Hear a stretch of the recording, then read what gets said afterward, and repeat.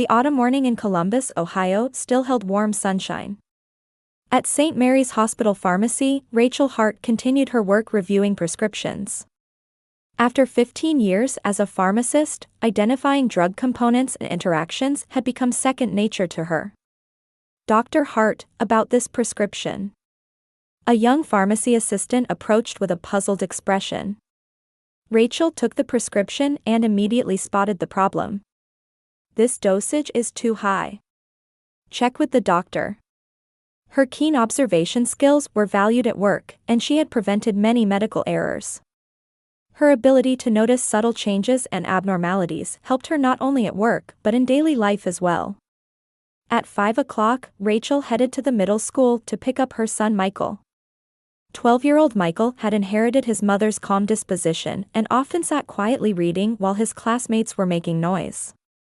Though sometimes asked about his father, Michael was proud that his mother was raising him on her own. "Mom, I found an interesting book at the library today," Michael said excitedly in the car. "It's about ancient Egypt, and it has detailed information about pyramid construction." Rachel listened to her son's story while driving.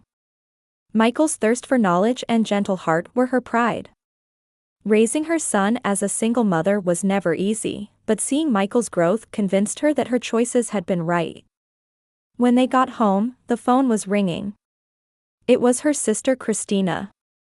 "Rachel, hope you're not too tired. Just 2 more days until Michael's birthday. Are you planning something special this year?" Her sister Christina's voice was bright as always. Christina appeared to have built a perfect home as a full-time housewife with her husband and 14-year-old daughter Emily. Her house was always clean and organized, and she lived for delighting her family with homemade meals and sweets. "I'm planning to buy Michael some books he requested this year. And maybe dinner at his favorite restaurant," Rachel answered. "That sounds lovely. I'd like to make something for him too. Does Michael like apple pie?" "Yes, he loves it. But you don't need to go to the trouble. It's no trouble. We're family. Besides, Emily wants to help make it too." Rachel smiled, but deep down she harbored complex feelings. Since childhood, Christina had seemed to monopolize their parents' affection as the perfect daughter. Compared to her sister, who was academically excellent, beautiful, and skilled at housework, Rachel had always felt inferior. When it came to college, Christina received full support from their parents, while Rachel had to manage tuition through scholarships and part-time night jobs. However, over time, Rachel had found her own path. She took pride in building her career as a pharmacist and raising her son admirably. Though their relationship appeared good on the surface, the competitive feelings she occasionally experienced never completely disappeared. "How's Emily been lately? Is school going well?" Rachel changed the subject. "Yes, her grades are still good. But she seems a bit tired recently. It might be stress from entrance exams." A hint of worry crept into Christina's voice. For her, daughter Emily was everything in life, and her desire to be a perfect mother sometimes became excessive. She never missed Emily's smallest changes and always put her daughter's happiness first. "Adolescence is a difficult time. But Emily's a solid kid, so she'll be fine," Rachel said comfortingly. After hanging up, Rachel prepared dinner with Michael. Surrounding their simple but warm meal, mother and son spent peaceful time together. The day after tomorrow, her son would celebrate his birthday. For Rachel, watching Michael grow was her greatest joy. The day before Michael's birthday, Christina was restless. While calculating when Emily would return from school, she checked the apple pie ingredients in the kitchen. 6 perfectly ripe Jonathan apples, cinnamon powder, butter, flour, and sugar. Everything was of the highest quality. When she heard the front door open, Christina turned with an expectant smile. "Welcome home, Emily. How was your day?" However, her daughter's expression was dark and gloomy. Emily, who usually told her mother about school events, silently tried to go upstairs today. "Wait a minute. Did something happen?" Christina gently grabbed her daughter's arm. Nothing happened. Emily's voice was dismissive. I'm just tired. But you look pale. Do you have a fever? As a mother, Christina never missed her daughter's smallest changes. Emily shook off her mother's hand. I said I'm fine. Leave me alone. With that, Emily ran upstairs to her room and slammed the door shut. Christina stood there with a confused expression for a while. For her, who constantly wanted to be a perfect mother, nothing was more painful than not understanding her daughter's heart. At dinner time, when her husband David came home, Christina consulted with him. Emily's acting strange. Something might have happened at school. David shrugged with a tired expression. That's just how teenage girls are. Don't think too deeply about it. However, Christina couldn't be reassured by her husband's words. With their daughter not coming out of her room, dinner ended up being just the two of them.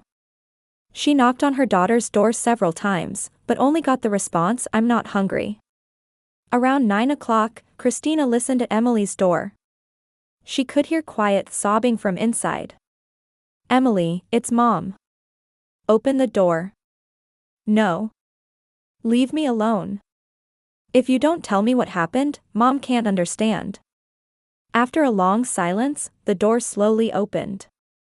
Emily's eyes were red and swollen, with tear stains on her cheeks. Mom, Emily's voice was trembling. I did something terrible at school. Christina sat Emily on the bed and sat next to her. What kind of thing? Tell Mom about it. Emily began speaking with her face down. I lied about Michael in front of everyone. I said he was bullying classmates. Christina's heart nearly stopped. A lie? Really, Michael would never bully anyone. He's such a gentle boy. But when my friends said, that boy is weird, I just went along with them. Then it kept getting bigger and bigger, saying Michael was violent, that he made other kids cry, all lies. While listening to Emily's confession, something burned in Christina's chest. Surprise at her daughter's lies mixed with anger that her sister's son was being hurt by those lies. So what's the situation now? Michael is all alone at school. Everyone's avoiding him. Even the teachers believe it, Emily continued through tears. What should I do? If I tell the truth, everyone will hate me. Christina hugged her daughter while battling complex emotions within herself. The maternal instinct to protect her daughter conflicted with guilt toward her sister's son. And disappointment in herself for thinking she had built a perfect home. Tomorrow, tell the truth at school, Christina told her daughter. Everyone makes mistakes. What's important is correcting them. Emily continued crying against her mother's chest. But I'm scared. Everyone will hate me. It's okay. Mom will be with you. After putting her daughter to bed, Christina returned to the living room alone. Her husband had already gone upstairs to the bedroom, and the house was wrapped in silence. Her heart was stormy. Tomorrow was Michael's birthday. Her sister's precious son was suffering because of her daughter's lies. Around 2 in the morning, Christina came down to the kitchen, unable to sleep. Opening the refrigerator and staring at the apple pie ingredients, a certain thought crossed her mind. Imagining how much pain Michael must be experiencing at school made her chest tighten. But at the same time, she felt a strong impulse to protect her daughter. She opened the kitchen cabinet and took out a small pill bottle from the back. It was sleeping medication prescribed by a doctor for her insomnia. Christina held the pill bottle in her hand and thought for a while. Since hearing her daughter's confession, a love resembling madness had been swirling in her heart. An impulse to do anything to protect Emily. It was maternal love manifesting in a twisted form. Before dawn, Christina began making the apple pie. She carefully sliced the apples thin and sprinkled them with cinnamon and sugar. She made the pie crust from scratch and created a beautiful lattice pattern. And as the aroma of the baked pie filled the kitchen, she carefully crushed sleeping pill tablets into powder and mixed it into a portion of the pie. In the morning, Christina wrote a message card carefully in front of the beautifully decorated apple pie. To Michael. Happy birthday. Eat lots of it. With love, Aunt Christina. The card was tied with a cute ribbon, and the pie was perfectly finished. However, contrary to its beautiful appearance, a dangerous secret was hidden there. Christina herself didn't fully understand that she had crossed a line. Her love for her daughter was driving her to terrifying actions. When Emily came down for breakfast, her mother was already ready to go out. "Mom, where are you going?" "To your Aunt Rachel's." "I'm taking Michael's birthday present," Christina answered with a bright smile. Emily looked at the pie with a complex expression. After last night's confession, she had been unable to sleep from guilt. Every time she thought of Michael's face, her chest ached. "Mom, can I come with you? I want to apologize to Michael." Christina's expression stiffened for a moment. "Not today. You have school. You can apologize later." Actually, Christina didn't want her daughter present at the scene. Though she didn't fully understand what she was about to do, she instinctively felt there was something she didn't want Emily to see. While loading the pie into the car, Christina told herself this was to protect her daughter. She might be doing something regrettable to Michael, but considering Emily's future, it was unavoidable. Michael's birthday morning was a peaceful autumn day. Rachel made her son's favorite pancakes and arranged small presents on the table. Michael happily tore off the wrapping paper and picked up a new archaeology book. "Thank you, Mom. This is the book I've wanted for so long." Rachel's heart warmed seeing her son smile. Raising her son as a single mother was never easy, but moments like these canceled out all the hardships. Around 10 o'clock, the doorbell rang. Christina stood there holding a beautifully decorated apple pie. "Good morning, Rachel." "Michael, happy birthday." Christina's smile was brighter than usual and looked slightly unnatural. She held out a carefully wrapped pie box. "Thank you for going to the trouble, Christina." "Michael, this is from Aunt Christina." Michael politely thanked her. "Thank you, Aunt. I love apple pie." "I know.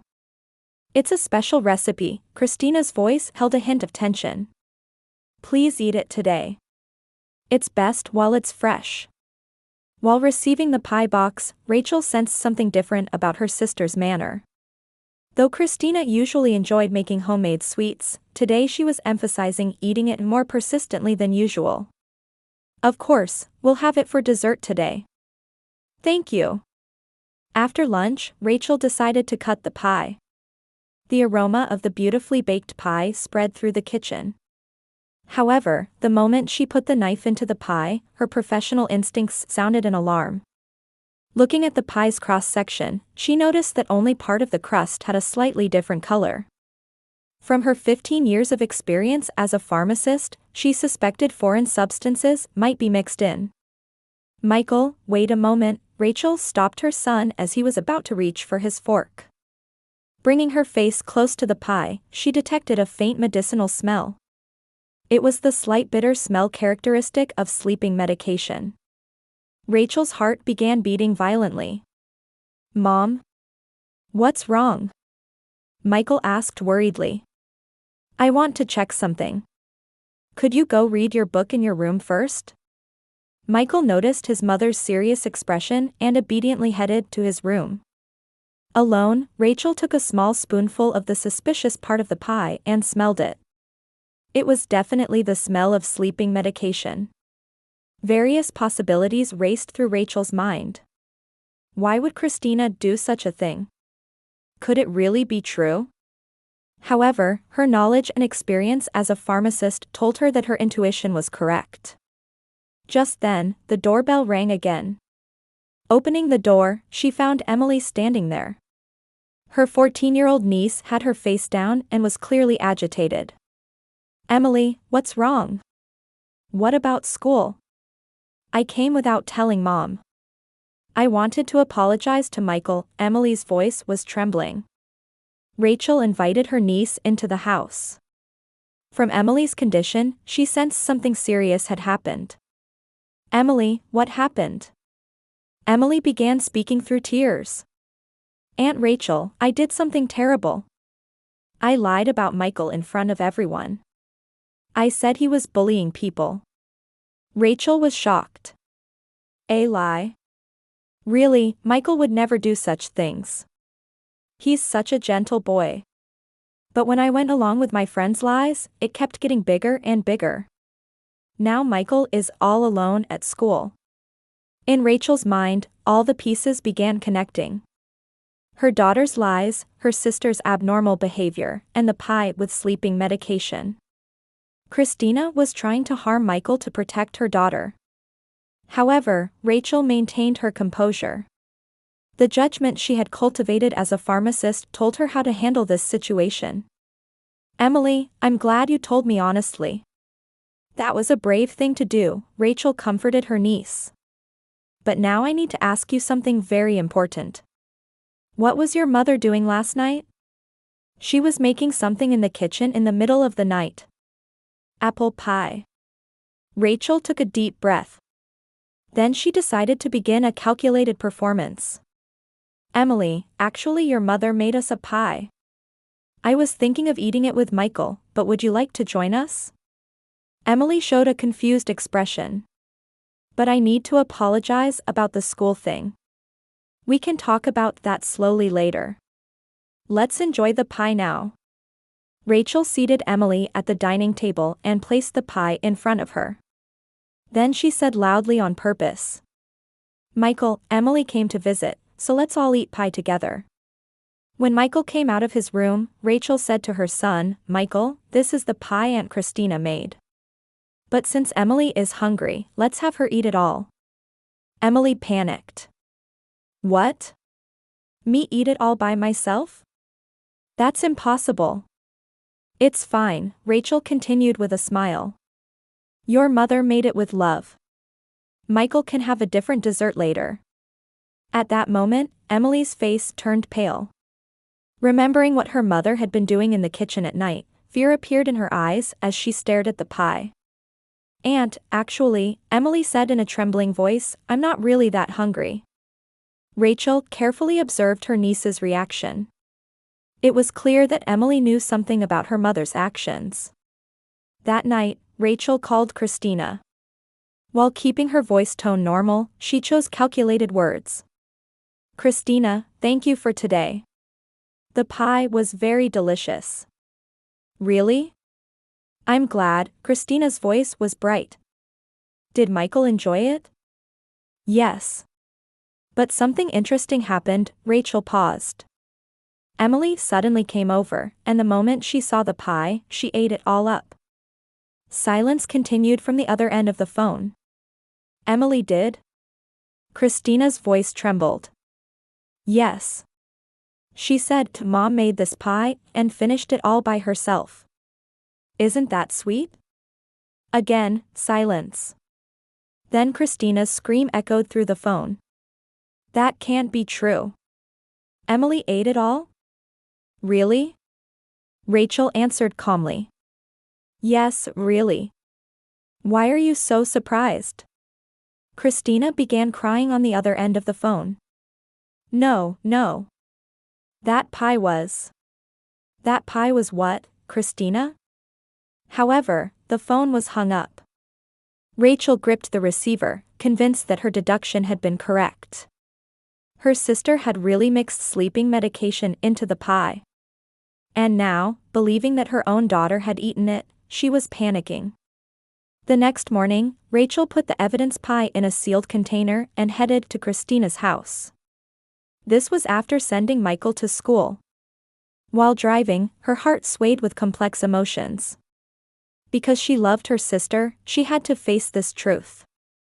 Stopping the car in front of Christina's house, she could see her sister through the window. Christina looked like she hadn't slept all night, with dark circles under her eyes. When she rang the doorbell and the door opened, Christina's face turned pale. "I need to talk. Let me in." Once in the living room, Christina sat restlessly on the sofa. Emily had gone to school, and her husband David had left for work. They were alone. "Is Emily okay?" Christina asked in a trembling voice. "Emily didn't eat anything," Rachel answered calmly. "I lied." Christina's expression froze. "Lied?" Rachel took out the sealed container and placed it on the table. "This is the pie you made. It has sleeping medication mixed in." "How did you?" Christina's voice was hoarse. "I'm a pharmacist. I can detect the smell of medication immediately." The color of the crust was also unnatural. "You crushed salpeter and mixed it in, didn't you?" Rachel's voice was quiet, but her gaze was sharp. Christina covered her face with both hands. "How did you notice? Why did you do such a thing?" Rachel sat next to her sister. "What grudge do you have against Michael?" Christina, unable to stop crying, finally began telling everything. Emily had been lying about Michael, saying he was bullying at school. But really, Emily was just making up stories to fit in with her friends. Because of those lies, Michael became isolated at school. Rachel listened quietly. When Emily tearfully confessed, "I didn't know what to do. I thought I had to protect my daughter." If it came out that Emily had been lying, what would happen to her future? She'd lose trust from friends and teachers. "So you decided to target Michael." "I didn't mean it that way at first," Christina desperately defended herself. "But standing in the kitchen at night, making the pie, I started thinking. If Michael got a little sick, he'd miss school, right? During that time, Emily could apologize and settle things." Rachel stared at her sister in disbelief. "Sleeping medication to a 12-year-old child? How much did you put in?" "Just one pill. Half an adult dose, so for a child it would just make them sleepy." "Christina," Rachel's voice was shaking. "You're not a pharmacist. Depending on a child's weight and constitution, even one pill can be dangerous. It could cause respiratory depression or consciousness disorders." Christina's face turned completely pale. "I didn't know that. Last night, when you thought Emily had eaten it all, your reaction should have told you it was really dangerous." Heavy silence flowed between them. "What have I done?" Christina muttered while staring at her hands. "Trying to protect my daughter, I tried to hurt someone else's child. My sister's precious son. Why didn't you consult with me?" Rachel took her sister's hand. "We're family, aren't we? We could have thought of solutions together." "I was ashamed," Christina answered through tears. "I wanted to be a perfect mother. I thought I had built a perfect home, but I couldn't admit that my daughter was a liar." "Perfect mothers don't exist," Rachel said gently. "I'm raising Michael alone, and every day is a series of failures. What's important is admitting mistakes and correcting them." Christina looked up. "What should I tell Emily? That her mother was about to do something terrible? Tell her the truth. And together, let's solve Michael and Emily's problem." Just then, they heard the front door open. Emily had come home early from school. "Mom, I've been worried since last night." Emily entered the living room and was surprised to see Rachel. "Aunt Rachel." "Emily, sit down," Christina told her daughter. Mom was about to do something very bad. Emily sat next to her mother with a confused expression. Christina confessed in a trembling voice that she had mixed sleeping medication into the pie. "Mom did that?" Emily's face turned pale. "To Michael? I tried to protect you but chose the wrong method. I don't expect to be forgiven." Emily was silent for a long time. Then, through tears, she said, "Mom, this happened because of me. If I had been honest from the beginning." "No," Rachel interrupted. "The responsibility lies with adults. Emily, you're admitting your mistake and trying to apologize. That's what's important." The three of them hugged and cried together. The family bond was deeply wounded, but by sharing the truth, they had taken the first step toward healing. "We need to apologize to Michael," Emily said. "Yes," Christina nodded. "But how do we apologize?" Rachel looked at both of them. "First, Emily tells the truth at school. And Christina, you need to seek professional help. You need to face the root causes that led to such behavior. Counseling? Your love as a mother is real. But that love manifested in a twisted form. Let's get professional help to rebuild a healthy parent-child relationship." Christina nodded deeply. "Sister, will you forgive me?" Rachel squeezed her sister's hand. "Because we're family. But from now on, we might need to maintain appropriate distance. For both our sakes." As evening approached, the three discussed concrete plans for the future. Emily would tell the truth at school the next day, Christina would receive counseling, and for the time being, they would maintain some distance. 3 months later, Rachel was having lunch with colleagues in the hospital cafeteria. Peaceful daily life had returned. Michael had made new friends at school and was more absorbed in reading than ever. That terrifying incident, fortunately, had not left deep scars on his heart. Christina continued meeting with a professional counselor once a week. Though she had initially resisted, she gradually deepened her understanding of the perfectionism and excessive protectiveness within herself. The counselor taught her that love sometimes becomes blind, and in trying to protect loved ones, one might end up taking dangerous actions. "Mom, I studied with Michael in the library at school today," Emily reported during dinner one day. "That's wonderful," Christina smiled gently. She no longer interfered excessively as before. Emily had courageously told the truth at school. Though her classmates were initially confused, they accepted her sincere apology. Michael also understood his cousin's brave actions, and their relationship became deeper than before. "Michael is really gentle. When I apologized, he didn't get angry and just said it's okay." Christina felt her daughter's growth. Emily was facing her own weakness in having lied and learning the importance of honesty. On the weekend, Rachel and Michael visited Christina's house for the first time in a while. While maintaining appropriate distance, they didn't completely sever their family bonds. "Sister, thank you for coming today," Christina said while making tea. "Michael, was the book you borrowed from the library interesting?" "Yes, it was very interesting. Emily read it with me too," Michael answered happily. While the children did homework in the living room, the sisters talked quietly. "How's the counseling going?" Rachel asked. "It was painful at first. Admitting how twisted my thinking had been," Christina answered honestly. "But now I feel relieved. I realized that even if I'm not a perfect mother, my daughter still loves me." Rachel squeezed her sister's hand. "There's no such thing as perfect love. What's important is trusting the other person." Emily has changed too. She talks about her feelings more honestly now. She doesn't hide things anymore. Listening to their conversation, the children smiled at each other. Seeing the adults seriously facing their issues, they were also thinking about the meaning of family.